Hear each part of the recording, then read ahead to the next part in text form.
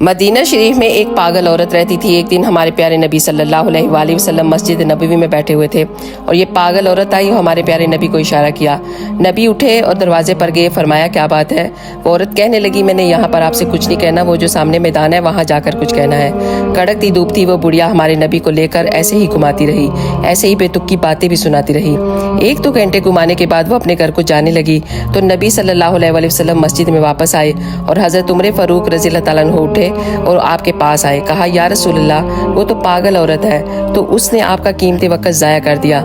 وہ تو جس راستے پر جاتی ہے لوگ وہ راستہ چھوڑ دیتے ہیں۔ تو یہ سن کر ہمارے نبی نے فرمایا کہ عمر، پورے مدینے میں اس بیچاری کی کوئی سننے والا تو ہے نہیں، تو اگر میں بھی اس کی نہ سنوں تو وہ اپنے درد کس کو سنائے گی؟ عمر جا کر اس عورت سے کہہ دو۔